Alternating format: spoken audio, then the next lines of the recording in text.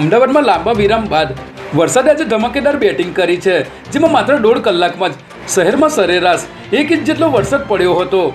શહેરના પૂર્વ વિસ્તારના મેમકો અને સેજપુરમાં સૌથી વધારે 2.5 ઇંચ જેટલો વરસાદ પડ્યો હતો, જ્યારે અન્ય વિસ્તારોમાં પણ મુશળધાર વરસાદ પડતા અનેક વિસ્તારો પાણીમાં ગરકાવ થઈ ગયા હતા. ભારે વરસાદને કારણે અનેક જગ્યાએ ટ્રાફિક જામના દ્રશ્યો સર્જાયા હતા, જ્યારે અનેક વાહનો બંધ પડી જતા વાહન ચાલકો મુશ્કેલીમાં મુકાયા હતા.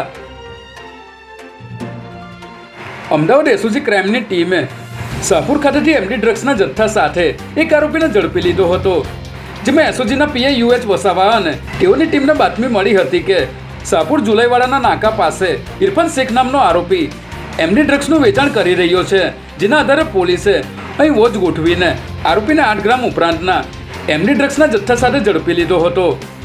એસઓજીની ટીમે પકડાયેલા આરોપીને અગાઉ પણ વર્ષ 2022માં ડ્રગ્સના જથ્થા સાથે ઝડપી લીધો હતો.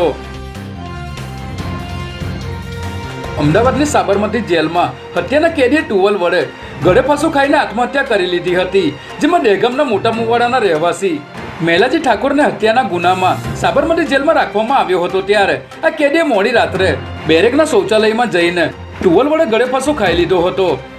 આ બાબતે જેલના અધિકારીઓએ રાણીપ પોલીસને જાણ કરતા પોલીસ અહીં આવી પહોંચી હતી અને મૃતદેહને પોસ્ટમોર્ટમ માટે મોકલી આપ્યો હતો. ત્યારે સમગ્ર મામલે પોલીસે આત્મહત્યા અંગેનો ગુનો નોંધી આગળની કાર્યવાહી હાથ ધરી છે.